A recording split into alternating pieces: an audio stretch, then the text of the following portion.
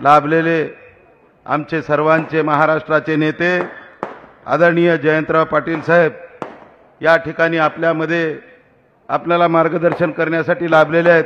मी सर्वाला विनंती करतो की माझ्यावर प्रेम करणारा एवढा मोठा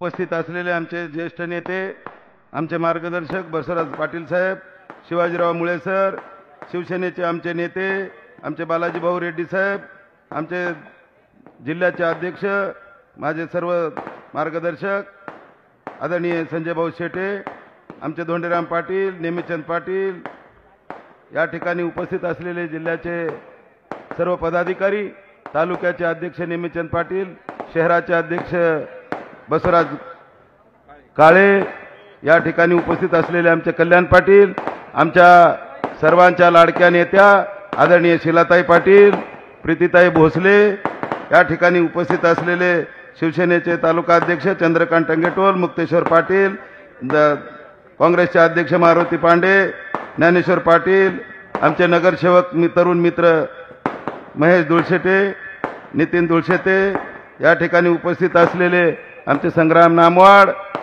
या व्यासपीठावर उपस्थित असलेले, आता मी सगळ्यांचे नावं कल्याण पाटील घेऊ शकतो परंतु वेळेअभावी साहेबांना अवघ्या 10 मिनिटात टेकअप घ्यायचं आहे, त्यामुळे मी आता सर्व व्यासपीठावरील आदरणीय मान्यवर आणि उपस्थित असलेले माझ्यावर प्रेम करणारे सर्व मतदार बंधू आणि भगिनींनो, या ठिकाणी मी एकच तुम्हाला विनंती करू इच्छितो की आदरणीय साहेब, मी 2009 मध्ये मराठवाड्यातल्या 8 जिल्ह्यामध्ये एकमेव आम्ही 2 आमदार होतो।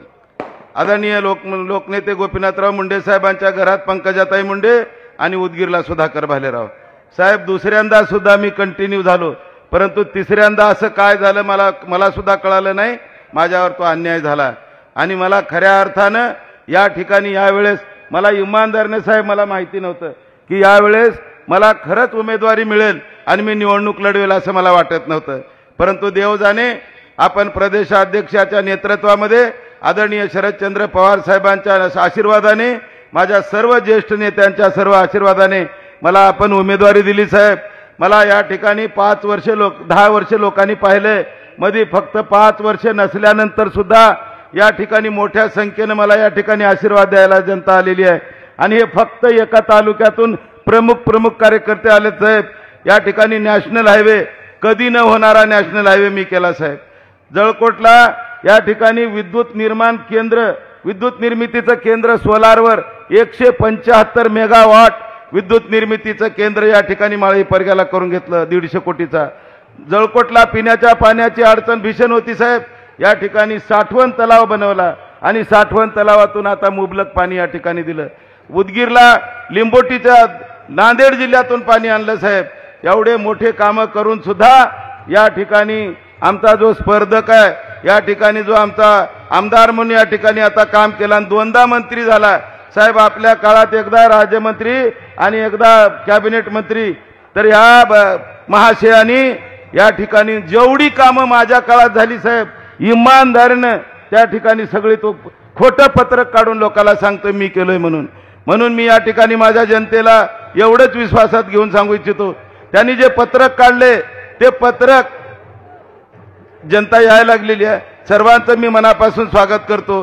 परंतु या ठिकाणी माझ्या जळकोट तालुक्यातील उदगीर मतदारसंघातील सर्व नागरिक बंधू भगिनींना मी सांगू इच्छितो, माझ्या काळात जी कामं झाली तीच कामं जर झाली माझ्या काळातली नसतील तर या ठिकाणी आताच्या मंत्री म्हणून राहिलेल्या महोदयांनी सांगावं की सुधाकर भालेरावला सुद्धा त्याच्या आईवडिलांनी जन्म दिलाय आणि ह्या बी बाबाला त्याच्या आईवडिलांनी जन्म दिलाय आणि त्या आईवडिलाची शपथ घेऊन येऊन सांगावं इथं महात्मा बसवेश्वर महाराजांच्या चौकात या ठिकाणी छत्रपती शिवाजी महाराजांच्या चौकात येऊन जाहीर सांगावं, जर ते खोटं असेल तर इमानदारीनं पाहिजे ते शिक्षा भोगायला तयार आहे, परंतु खोटं बोलून माझ्या जनतेची दिशाभूल केला तर या ठिकाणी माझी जनता माफ करणार नाही।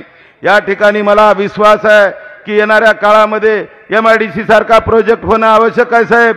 आपलं महाविकास आघाडीचं सरकार आल्यानंतर आपल्या नेतृत्वामध्ये महाराष्ट्रामध्ये या ठिकाणी मला विकास कामासाठी MIDCची अत्यंत आवश्यकता आहे। या ठिकाणी वेगवेगळ्या दृष्टिकोनातून निराधाराला आधार मिळणाऱ्या योजना गेल्या 5 वर्षामध्ये एक सुद्धा कोणाला पैसा मिळाला नाही, परंतु माझ्या काळामध्ये 12,000 लोकांना निराधारांना या ठिकाणी मी त्या ठिकाणी योजना लागू केली। ज्या ज्या गोष्टी शेतकऱ्यासाठी साहेब 10 वर्ष मी आमदार असताना कधी शेतकऱ्याला रस्त्यावर उतरू दिलं नाही। शेतकऱ्याची नुकसान भरपाई असेल, सुका दुष्काळ असेल की ओला दुष्काळ असेल, 100% तुम्हाला मी त्या ठिकाणी भरपाई करण्याचं काम केलं। परंतु ह्या भादरानी 5 वर्ष त्या ठिकाणी आमदारकीमध्ये मंत्रीपद भोगला, परंतु एका तरी शेतकऱ्याला पीक विमा मिळाला का? मिळाला असेल तर सांगा, मिळाला का नाही? जरा सांगा साहेबांना, कळू द्या, मिळाला का नाही? साहेब अशा पद्धतीनं शेतकऱ्याच्या डोक्यावरचं लोणी खाल्ला। शेतकऱ्याच्या लोणी खाण्याचं काम कशा पद्धतीने केलं? पीक विमा कंपनीकडनं पीक विमा कंपनीला 1100 कोटी रुपये सरकारने शेतकऱ्याच्या माध्यमातून 1 रुपयाच्या माध्यमातून भरले गेले। 1100 कोटी रुपयाचा घोटाळा केलाय साहेब, 1100 कोटीचा। आणि साहेब तुमच्या आशीर्वादाने तिरू नदीवर 7 बॅरेजेस, मी 10 बॅरेजेसची मागणी केली होती, आपणच ते मंजूर केलेले आहेत। मला आठवतंय आपली सही आहे त्याच्यावर साहेब, त्याच्यामध्ये 150 कोटीचा घोटाळा आहे। आणि तो घोटाळा असा केला यांनी की दुरुस्तीच्या नावाखाली ते इस्टिमेट बनवून घेतलं। अत्यंत अधिकाऱ्याला शातीर दिमागानं काम केलं साहेब, 50 शेतकऱ्याचा सुद्धा तिथं फायदा होईना। मी 95 लाखामध्ये ज्या नदीवर, तिरू नदीवर मी पाणी पिऊन मोठा झालो, ज्या तिरू नदीवर मी पोहायला शिकलो, त्याच नदीच्या किनाऱ्यावर माझं लाळी गाव आहे। आणि त्या नदीवर ह्या भादरानी 95 लाखात जिथं 2.5 किलोमीटर पाणी थांबवू शकला सुधाकर भालेराव, आणि 136 कोटी 16 लाख रुपये त्या ठिकाणी मंजूर करून साहेब तुमच्याकडून घेतला। आणि पुन्हा नंतर मला असं समजलं की पुन्हा काहीतरी 50 कोटी रुपये वाढीव, असं जवळपास 150 का 1.25 मला ते आकडा आता तुम्हालाच बाहेर काढावा लागणार आहे। नंतर काही लोक कोर्टात गेल्यात साहेब। एवढा मोठा घोटाळा आमचे आदरणीय जिल्ह्याचे नेते आदरणीय दिलीपराव देशमुख साहेब, आदरणीय अमित भैया देशमुख साहेब काल आले होते पवार साहेबांच्या बैठकीत। त्यांनी सांगितलं की महाराष्ट्रामध्ये 288 आमदारांपैकी जर सर्वात मोठा घोटाळा आणि भ्रष्टाचार कुठं झाला असेल तर ते उदगीर जळकोट मतदारसंघामध्ये केलेला आहे। आणि एवढा मोठा घोटाळा करून आता साहेब त्याच्या पायाखालची माती घसरलेली आहे साहेब। रात्रीचे दिवस करून या ठिकाणी साहेब काहीतरी 5,000चा रेट काढलाय म्हणून ऐकण्यात आलं साहेब, 5,000 रुपये। आणि काही चांगले चांगले माणसं ज्या कुटुंबामध्ये चांगले धनिक झालेले आहेत त्यांना सुद्धा काही हाताशी धरून त्या समाजामधल्या लोकांना आपापल्या गावामध्ये पाठवायला लागलेत। इमानदारीने सांगतो, माझ्या आयुष्यात साहेब मी राजकारणामध्ये आल्यानंतर एक शपथ मी सगळ्या माझ्या मतदारसंघात घेतली होती, जर मला तुम्ही आमदार केलात आणि जर तुमच्या विकासाचा 1 रुपयाचा जरी भ्रष्टाचार केला तर माझ्या मरणोत्तर कफनाचा टिळा होईल, अशी शपथ घेऊन तुमची 10 वर्ष सेवा केला। आणि साहेब तुम्हाला मी विश्वासाने सांगू इच्छितो, ही माझी जनता फक्त सुधाकर भालेरावर आणि आदरणीय शरद पवार साहेबांवर, आदरणीय जयंत पाटील साहेब आपल्या नेतृत्वावर विश्वास ठेवून या ठिकाणी मोठी संख्या या ठिकाणी जमलेली आहे। आतापर्यंतच्या जेवढ्या मी निवडणुका लढवला एवढ्या कधी संख्येने जळकोटला कोणी एवढे जमले होते का? सांगा जमले होते का कधीतरी? आज एवढ्या मोठ्या ताकदीने तुम्ही मला आशीर्वाद द्यायला लागलाय। मी तुम्हाला एकच विनंती करेन, तुम्हाला एकच माझी शपथ आहे, जर सुधाकर भालेराववर जर विश्वास असेल आणि सुधाकर भालेरावने 10 वर्ष इमानदारीने काम केलंय, नॅशनल हायवे सारखे कामं केलाय, लाईटचं कामं केलाय, पाण्याचे कामं केलाय, हे सगळं जल मिशनची योजना साहेब 4,200 कोटीची योजना त्या काळात मी मंजूर करून घेतली होती। आज ते कामं गावागावाने पिण्याच्या पाण्यामध्ये सुद्धा घोटाळा आहे, हायवे दारूचे धंदे। आमच्या आया बहिणी गावोगाव गेल्यानंतर एकच विनंती करतात, साहेब तुम्ही 10 वर्ष होतो कधी दारूचा धंदा एवढा वाढला नाही। मोठ्या प्रमाणामध्ये गावोगाव हायवे दारूचे धंदे सुरू झालेत। आमचे 30-30 वर्षाचे 25 वर्षाचे लेकरं दारूच्या व्यसनाला बळी पडून त्यांचं गावाच्या बाहेर तिरडी जायची वेळ आली आहे। कितीतरी लोकांनी, काल एकाने तर म्हटलं एका गावात 20 मुलं 25-25 वर्षाची मेलेत, 10-10 वर्षाच्या पोराला दारू पाजण्याचं पाप या ठिकाणी या 5 वर्षात झालेलं आहे साहेब. हे जर मापदंड जर तुम्हाला सरळ करायचा असेल आणि उदगीर आणि जळकोट मतदारसंघामध्ये सुजलाम सुफलाम दिवस आणायचे असतील तर इमानदारीने तुम्हाला मी सांगतो, या ठिकाणी किती जरी काही पैसे वाटायचा प्रयत्न केला, ह्याच्या बापाच्या घरचं सोयाबीन इकून दिला नाही. याला इथं लातूरचं पार्सल लातूरला पाठवायचं असेल, उद्या जर सुधाकर भालेराव जर मेला तर त्याची अंत्यविधी तुमच्या तालुक्यात होणार आहे. आणि जर त्यानं जर मेला तर त्याची अंत्यविधी कुठे होणार आहे बघा. मला उदगीरचा आणि जळकोटचा सर्वांगीण विकास हात सुधाकर भालेरावचा ध्यास राहणार आहे. म्हणून तुम्हाला मी अधिक वेळ घेणार नाही. मला आणखीन तुम्हाला बोलायचं आहे, आणखीन तुम्ही मला भरभरून आशीर्वाद देणार आहे ह्याच्यात शंका नाही. परंतु आदरणीय साहेबांना एकच विश्वास द्या, जयंत पाटील साहेब मोठ्या हिमतीनं या ठिकाणी त्यांना वेळ नव्हता तरी सुद्धा साहेबाला म्हटलं, साहेब माझा जळकोट तालुका अत्यंत दुर्गम तालुका आहे आणि ह्या दुर्गम भागातील या जनतेला तुम्हाला विश्वास द्यावा लागेल. सुधाकर भालेरावला पुढच्या पिरियडमध्ये जेवढे जेवढे माझ्यावर अन्याय झालेत त्या अन्यायाला तुम्हाला मला वाचा फोडून मला तुम्हाला न्याय द्यावा लागेल. आणि तुम्ही माझ्या जनतेला वचन दिलं पाहिजे, तुम्ही काहीही करा परंतु तुम्हाला जळकोटला यावं लागेल. साहेब मला तुम्ही वेळ दिलात त्याबद्दल मी एवढं तुमचं अंतःकरणपूर्वक या ठिकाणी आभार व्यक्त करतो. आणि साहेबांना तुम्ही विश्वास द्या, सुधाकर भालेरावला जर तुम्ही मतदान रूपी माझं नाव मतदानाच्या दिवशी 20 तारखेला मतदान आहे, मतदानाच्या मशीनवर माझं नाव 2 नंबरवर आहे, वरून 2 नंबरवर सुधाकर संग्राम भालेराव, त्या ठिकाणी समोर माझी ब्लॅक अँड व्हाईटची फोटो आहे आणि त्याच्या समोर तुतारी वाजवणारा माणूस हे चिन्ह आहे. आणि 2 नंबरच्या बटनच्या समोरील तुतारी वाजवणाऱ्या चिन्हाच्या समोरील जर बटन दाबून मला मोठ्या प्रमाणात आशीर्वाद तर तुम्ही देणार आहे. परंतु साहेबाला सांगा की साहेब या ठिकाणी आमच्या सुधाकर भालेरावला आम्ही भरघोस मतानं निवडून देणार आहे. परंतु या ठिकाणी तुम्ही नुसतं एवढेच बसून निवडून देणार आहोत हे जरी खरे असलं तर मला फक्त 14 दिवस अगोदर उमेदवारी मिळाली आहे. मला जरा फिरायला वेळ कमी मिळाला आहे, तुमचं गावागावात दर्शन घ्यायला थोडासा प्रचारामध्ये वेळ कमी मिळाला आहे. मी हात जोडून तुमच्या चरणावर मी नतमस्तक होणार आहे.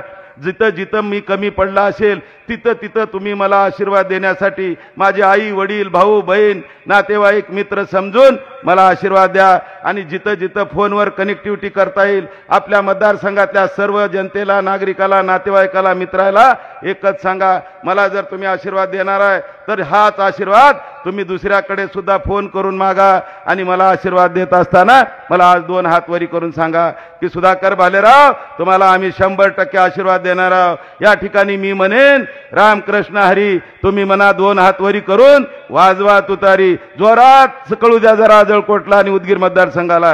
रामकृष्ण हरी, रामकृष्ण हरी, रामकृष्ण हरी. आदरणीय शरदचंद्र पवार साहेबांचा, आदरणीय शरदचंद्र पवार साहेबांचा, आदरणीय जयंत पाटील साहेबांचा, आदरणीय दिलीप देशमुख साहेबांचा, आदरणीय अमित भैया देशमुख साहेबांचा, आदरणीय उद्धव बाळासाहेब ठाकरे साहेबांचा. धन्यवाद. आदरणीय जयंत पाटिल साहब, मंच पर आने से पहले मैं 30 सेकंड में एक शेर बोलना चाहता हूं. जो हमारे उम्मीदवार को मिनिस्टर बनाए जयंत पाटिल साहब, उनके तरफ से एक शेर, तेरे साथ सफर छोटा रहा, तेरे साथ सफर छोटा रहा मगर उम्र भर याद रहेगा. हारेंगे नहीं इस बात की तसल्ली रख, हारेंगे नहीं इस बात की तसल्ली रख, यूं मिटना होता तो कब के मिट गए होते. हमसे ताल्लुक रखोगे तो तबीयत ठीक रहेगी, हमसे ताल्लुक रखोगे तो तबीयत ठीक रहेगी. हम वो हकीम हैं जो लफ्जों से इलाज करते हैं. आदरणीय जयंत पाटिल साहब. हम वो हकीम हैं जो लफ्जों से इलाज करते हैं. आपल्या व्यासपीठावरील सर्वच मान्यवर नेते आणि बंधू भगिनींनो, वेळ बराच झालेला आहे आणि मला इथून कोल्हापूर जिल्ह्यात सभेला जायचं आहे. फक्त सुधाकर भालेराव यांनी या मतदारसंघामध्ये उपस्थित राहावं म्हणून आदेश दिला आणि त्याप्रमाणे आज इंदापूरहून इथं पोचलेलो आहे. आपल्या सर्वांचा निर्धार पक्का दिसतोय. उद्याच्या 20 नोव्हेंबरला सुधाकर भालेराव यांच्या तुतारी वाजणाऱ्या माणसाच्या मागे आपला आशीर्वाद उभा करताना तुम्ही त्यांना नक्की विधानसभेत पाठवाल याची मला आता खात्री वाटायला लागली. निवडणुकांची पद्धत अलीकडे बदलायला लागली. लोक प्रचार करतात आणि त्यानंतर आत्मविश्वास गमावल्यावर लोक पैसे वाटायला लागतात. आपण निवडून प्रचार करूनही येत नाही म्हटल्यावर माणूस शेवटच्या टप्प्यात काय पडेल ते पण मला निवडून द्या असा हट्ट करत असतो. वाम मार्गाने लोक पैसे मिळवतात, भ्रष्टाचार केलेला असतो, घरात ठेवायला जागा नसते आणि मग गोरगरिबांची मतं विकत घेण्याचा प्रकार हा अनेक ठिकाणी आपल्याला पाहायला मिळतो. आणि म्हणून जळकोट आणि उदगीरच्या आमच्या मतदारांना स्वाभिमानानं जगत असताना या मतदारसंघाचा विकास करून घेण्याची इच्छा आहे. कुणाच्याही मागं कशाहीसाठी पळण्याची भावना ही उदगीरकरांना नाही, जळकोटकरांना देखील नाही आहे. आणि म्हणून आपल्या सर्वांना पहिली विनंती करेन की आता शेवटचे 2-2.5 दिवस राहिले. लोक काहीही करतील, लोक सगळी आमिष दाखवण्याची शक्यता आहे आणि ती आमिष दाखवत असताना आपलं स्वाभिमानीपणा कधीही न सोडता आपण आपल्याला योग्य वाटतो अशा उमेदवाराला विजयी करा. आमच्या सगळ्यांच्या मताने या मतदारसंघाचं उत्तम प्रतिनिधित्व सुधाकर भालेराव करतील आणि म्हणूनच पवार साहेबांनी त्यांना उमेदवारी दिलेली आहे. पवार साहेबांची या मतदारसंघात उदगीरला सभा होऊन गेली. आज पुन्हा एकदा जळकोटला सभा झालेली नव्हती म्हणून आपण सर्वांना भेटायला मी आलोय. आज आपल्या सर्वांना महाराष्ट्राच्या समोरचे अनेक प्रश्न सांगून वेळ घालवण्याची गरज नाही. तुम्ही महागाईला तोंड देताय, जीएसटी सारखा जिजिया कर तुमच्या डोक्यावर आहे.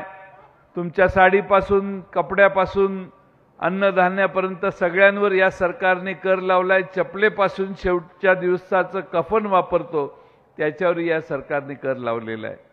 दुसऱ्या बाजूने बेरोजगारी वाढलेली आहे. महाराष्ट्राच्या बाहेर या सरकारच्या काळात उद्योग गेले, मोठमोठे प्रकल्प बाहेरच्या राज्यात गेले, विशेषतः गुजरातमध्ये गेले आणि गुजरातच्या विरोधी बोलण्याची ताकद राज्याचे मुख्यमंत्री आणि 2 उपमुख्यमंत्र्यांना नाही आहे. आणि त्याचा परिणाम हा झाला की गुजरात दरडोई उत्पन्नात महाराष्ट्राच्या आता पुढे गेला. त्यामुळे दरडोई उत्पन्नात गुजरात पुढे गेला याचा अर्थ गुजरातची लोक श्रीमंत झाली आमच्यापेक्षा. आम्हाला त्याचं वाईट नाही, पण आम्ही खाली गेलो याचं दुःख मात्र आहे. आणि त्यासाठी आपण सगळ्यांनी हे नाकर्तेपणाचं सरकार, महाराष्ट्रातल्या युवकांना नवी दिशा दाखवून रोजगार निर्माण करण्याची क्षमता नसणारं सरकार, महाराष्ट्रातल्या कायदा व सुव्यवस्था ही यांच्या काळात अजिबात टिकलेली नाही. त्यामुळे महाराष्ट्रातली कायदा व सुव्यवस्थेत आमच्या भगिनींच्यावर होणारे अत्याचार, लहान बालकांच्यावर होणारे अत्याचार यांचं प्रमाण यांच्या काळात वाढलं आणि राज्य चालवण्याची धमक यांच्यात नाही हे आता अनेक आकडेवारीतून महाराष्ट्राला कळलेलं आहे. आता पराभव होणार या भीतीनं भाजप आणि त्यांचे मित्र पक्ष राष्ट्रवादीवाले आणि एकनाथ शिंदेंचा पक्ष हा आता शेवटच्या टप्प्यात लोकांना सांगतोय बटेंगे तो कटेंगे. आता बटेंगे तो कटेंगे म्हटल्यावर ही 18व्या शतकातली घोषणा आहे. मग काटण्याचा प्रकार, तलवारीने युद्ध खेळण्याची व्यवस्था त्यावेळी होती 18व्या-19व्या शतकात. अमित शहा आणि ते उत्तर प्रदेशचे मुख्यमंत्री योगी आदित्यनाथ हे महाराष्ट्रात येऊन सांगतात बटेंगे तो कटेंगे. आता योगी आदित्यनाथला मी आणखीन एके ठिकाणी सांगितलं की त्याला माहीत नाही, निम्मा उत्तर प्रदेश मुंबईत येऊन नोकऱ्या करतो आणि हे आम्हाला सांगतोय की बटेंगे तो कटेंगे. काय पद्धत आहे या देशात. बरं, हे बटेंगे के तो कटेंगे म्हटल्यावर हे भानावर आले आमच्यातनं गेलेले साहेब. ते म्हटले नाही हे मला मान्य नाही. देवेंद्र फडणवीस म्हटले मान्यच करावं लागेल. तुम्हाला कळलं नाही मग आम्ही काय म्हणतोय, त्यांनी आमचा उद्देश काय हे त्यांना म्हणतात. आज महाराष्ट्रामध्ये वोट जिहादच्या नावाने अल्पसंख्याक समाजाला हिनवण्याचं काम करतात. डॉक्टर बाबासाहेब आंबेडकरांनी घालून दिलेल्या घटनेप्रमाणे लोकांनी मतदान केलं आणि त्या घटनेप्रमाणे प्रत्येकाला महाराष्ट्रात आणि देशात एक मताचा अधिकार आहे. टाटा बिर्लाला पण आणि झोपडीत राहणाऱ्या माणसाला एक मत द्यायचा अधिकार आहे. आणि त्यामध्ये कुणी जर आपले अधिकार बजावले तर ठराविक समुदायाला टार्गेट करून जर आपण अशी भाषा वापरायला लागलो तर याचा अर्थ भारतीय जनता पक्षाचा महाराष्ट्रातला पराभव आता अटळ आहे. आज या मतदारसंघामध्ये महाराष्ट्राचे आमच्या बरोबर एक मंत्री होते ज्यांनी शरद पवार साहेबांच्यावर गद्दारी केली, पवार साहेबांना फसवलं, पवार साहेबांच्या पाठीत खंजीर खुपसला. मंत्री होताना भविष्यात आता या समाजाचा नेता म्हणून आपण याला उभा करू अशी पवार साहेबांची धारणा होती. पण एवढा बेईमान गडी असेल असं आम्हाला कधी वाटलं नव्हतं. त्यांनी पवार साहेबांना फसवलं. आज क्षणिक फायद्यासाठी त्या माणसाने स्वतःच्या पायावर कुऱ्हाड मारून घेतली. महाराष्ट्रामध्ये आज काही लोक त्यांच्या पक्षाने उभी केलेली आहे. आमचं चिन्ह आधी घड्याळ होतं, सध्या घड्याळ आमचं चोरीला गेलेलं आहे. त्यामुळं चोरीला गेल्यावर त्यांना कोर्टाने सांगितले की खाली लिहा की हे न्यायप्रविष्ट आहे. मगाशी मी इंदापूरला गेलेलो, बोर्ड लावलाय घड्याळ आहे पण खाली न्यायप्रविष्ट लिहिलेलं नाही. कोर्टाने सांगितलेलं आहे की तुमचं हे घड्याळ तुमच्याकडे राहणार की नाही हे नंतर ठरेल, सध्या तुम्ही खाली लिहा न्यायप्रविष्ट आहे. अशा न्यायप्रविष्ट प्रकरणामध्ये जनता त्यांच्या बाजूला मतदान करेल असं मला वाटत नाही. पण जेव्हापासून तुतारी पवार साहेबांनी हातात घेतलेली आहे, तुतारी वाजवणारा माणूस आमचं चिन्ह झालंय, तेव्हापासून महाराष्ट्रभर तुतारीचं स्वागत होतंय. आणि महाराष्ट्रातल्या जनतेनं आता निर्धार पक्का केलेला आहे की पुन्हा एकदा या 84 वर्षाच्या योद्ध्याच्या मागे आपण सगळे उभं राहू आणि महाराष्ट्रामध्ये शाहू फुले आंबेडकरांचं सरकार आणण्यासाठी शरद पवार साहेब असतील, उद्धव ठाकरे साहेब असतील आणि काँग्रेसचे आमचे सगळे नेते असतील, त्यांच्या पुढाकारानं बहुजन समाजाचं राज्य महाराष्ट्रात आणू. एका बाजूला भारतीय जनता पक्षाचे अमित शहा सांगतात की देवेंद्र फडणवीस महाराष्ट्राचे मुख्यमंत्री होणार. दुसऱ्या बाजूने काही लोक सांगतात की अमके होणार तमके होणार. अचानक देवेंद्र फडणवीस यांनी काल परवा म्हटल्यात आता मी थांबतो म्हणून. मी पुन्हा येईन म्हणणारे देवेंद्र फडणवीस आता म्हणायला लागलेत की मी आता ह्याच्यातनं माघार घेतो. माघार फक्त 2 दिवसासाठी आहे. निवडून आल्यावर जर त्यांची मेजॉरिटी झाली तर देवेंद्र फडणवीसांनाच मुख्यमंत्री ते करतील.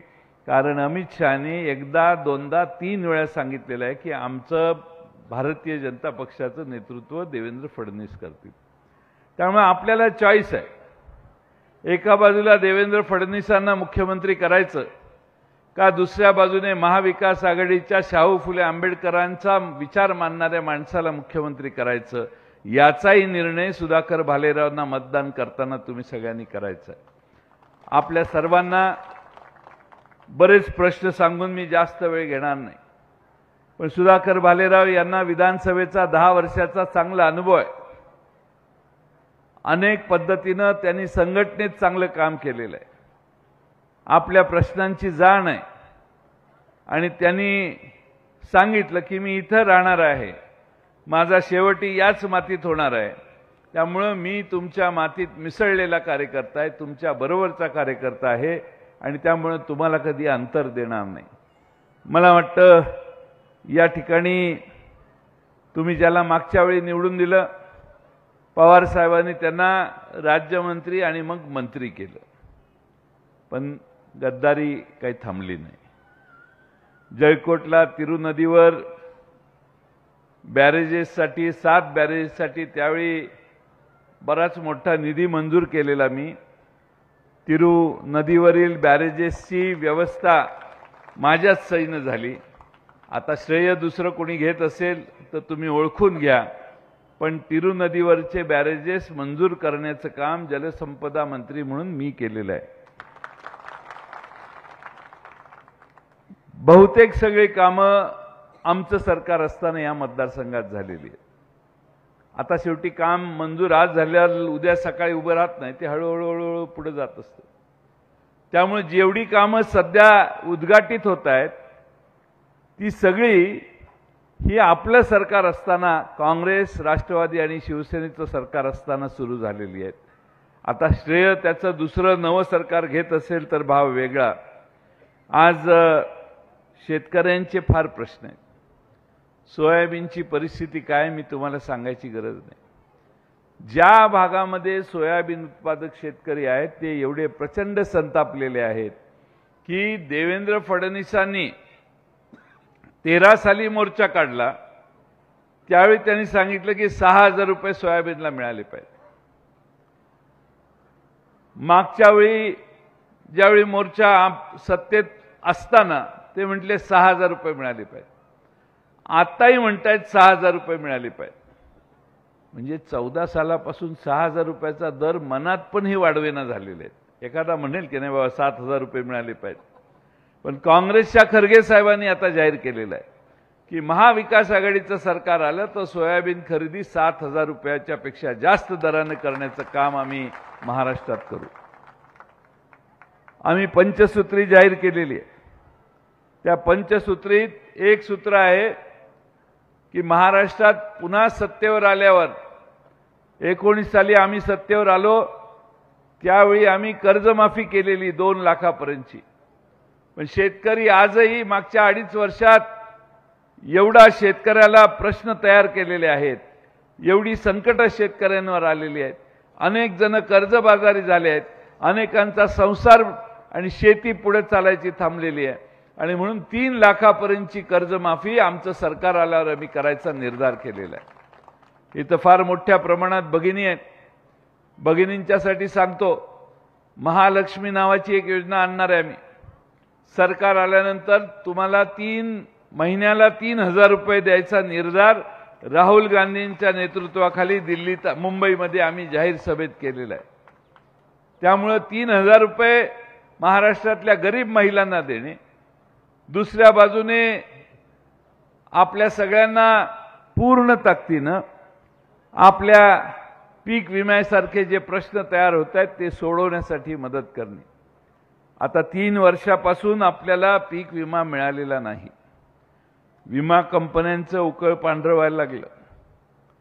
हे वरमधले सगळे दलाल विमा कंपन्यांना काम मिळवून देण्यात पुढाकार घेऊन पैसे घेणारे आहेत का काय, अशी शंका महाराष्ट्रात निर्माण झाली आहे. आणि आम्ही विमा कंपन्यांच्याकडे हप्ते भरून, म्हणजे 1 रुपया हप्ता या सरकारनं जाहीर केलेला, हे भरून देखील आमच्या पदरात काहीही पडत नाही. 3 वर्ष या भागातल्या शेतकऱ्यांना विमा देण्याची दानत विमा कंपन्यांची झालेली नाही. आणि म्हणून आपल्या सगळ्यांना या शेतकऱ्याच्या दुरावस्थेवर आवाज उठवण्याचं काम करावं लागेल. काही किरकोळ 1,000-2,000 रुपये घेऊन आपलं मत देण्यापेक्षा तुमच्या कष्टाला चांगला दाम मिळायचा असेल तर महाविकास आघाडीचा विचार तुम्ही सगळ्यांनी स्वीकारा. मी तुम्हाला महाविकास आघाडीच्या वतीनं विनंती करतो आणि खात्री देतो की महाराष्ट्रातला कांदा उत्पादक, सोयाबीन उत्पादक, कापूस उत्पादक यांची प्रतारणा आमचं सरकार कधी करणार नाही. त्याच्या मागे ठामपणाने उभा राहील आणि तुम्हा सगळ्यांना आधार देईल. आमच्या सोयाबीनच्या किमती खाली गेल्या, पण उद्योगपतीच्या सोयाबीनपासून काढलेल्या तेलाच्या किमती 80 रुपयाच्या 180 रुपयावर गेल्या. त्यामुळे तुम्ही विचार करा, फायदा यांच्या राज्यात फक्त श्रीमंत वर्गाचा आहे आणि शेतकरी जो कष्ट करतो त्याच्या हातात पैसे देण्याची दानत या सरकारची नाही. आणि म्हणून माझी आपणा सगळ्यांना विनंती आहे की आपण या मतदारसंघात रस्त्याची दुर्दशा आहे, आरोग्य व्यवस्थेकडे दुर्लक्ष झालेलं आहे, जळकोट तालुक्याच्या विजेचा प्रश्न गंभीर आहे, तांडा रस्त्यांची कामं अनेक ठिकाणी प्रलंबित आहेत. या सगळ्यातनं आपल्याला न्याय मिळवायचा असेल तर सुधाकर भालेराव यांच्या मागे आपण सगळ्यांनी उभा राहा. आपल्या सगळ्यांना माझी विनंती आहे की ही लढाई विचारांची आहे. एका बाजूला जातीयवादी भारतीय जनता पक्षासारखी शक्ती आणि त्यांना सामील झालेले फितूर झालेले आमचे दोन एकनाथ शिंदे आणि अजित पवार यांचे पक्ष, आणि आम्ही या ठिकाणी शाहू फुले आंबेडकरांचा विचार घेऊन राहुल गांधींचं नेतृत्व असेल, उद्धव बाळासाहेब ठाकरेंचं नेतृत्व असेल किंवा आदरणीय पवार साहेबांचं नेतृत्व असेल, आम्ही या बाजूने महाराष्ट्रात जातीयवादी विचारशक्ती वाढणार नाहीत, त्यांना कटाक्षाने इथं थांबवण्याचं आम्ही काम करू या आत्मविश्वासाने आज लढतोय. आणि महाराष्ट्र नेहमी लढणाऱ्यांच्या मागे उभा राहतो. तो लढणाऱ्यांच्या मागे उभा करताना जळकोटकरांनी या दोघातला फरक, सत्तेत जाऊन लाचार झालेले, गद्दारी करून तिकडे जाऊन बसून काही मलिदा खाणारे, आणि दुसऱ्या बाजूने सत्तेत नसताना देखील आमच्या पक्षाच्या बरोबर काम करायची मानसिकता दाखवून सुधाकर भालेराव राष्ट्रवादीत येऊन आज काम करतायत.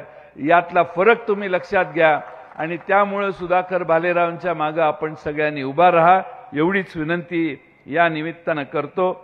वेळ बराच झालेला आहे. महाराष्ट्रातलं वातावरण फार चांगलं आहे. आम्हा सगळ्यांना खात्री आहे की उद्याच्या निवडणुकीनंतर महाविकास आघाडीचं सरकार आपलं येणार आहे.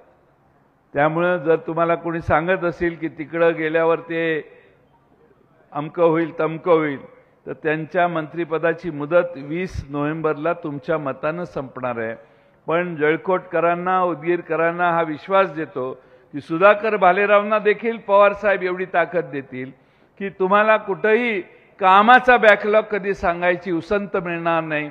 प्रचंड ताकदीनं सुधाकर भालेरावांच्या मागे पवार साहेब आशीर्वाद उभा करतील आणि तुम्हाला सगळ्यांना न्याय देण्याचं काम करतील. फक्त एकच विनंती आहे की गद्दारांना पाडण्याचं काम मात्र तुम्ही उद्याच्या निवडणुकीत करा. आता शेवटी जाताना सगळ्या पुरुषांनी माझं एक काम करावं, म्हणजे मी जातो. घरी गेल्यावर आपली पत्नी असेल तिला बोलवा, आई असेल तर बोलवा, बहीण बोलवा, मुलगी बोलवा, मावशी बोलवा, वहिनी बोलवा आणि घरातल्या महिलांची मीटिंग घ्या आणि सगळ्या महिलांना सांगा की तो दाढीवाला बाबा 1,500 रुपये देतोय आणि आज आलेला ह्यो बाबा 3,000 रुपये द्यायला तयार झालेला आहे. त्यामुळे 3,000च्याकडे आपण जायचं. ही भूमिका घराघरात जाऊन तुम्ही सगळ्यांनी सांगावी एवढीच विनंती करतो. आणि सुधाकर भालेरावांच्या तुतारी वाजवणाऱ्या माणसाच्या चिन्हावर मतदान करा एवढी आग्रहानं कळकळीची विनंती करून पुढे जाण्यासाठी आपल्या सगळ्यांची रजा घेतो. धन्यवाद.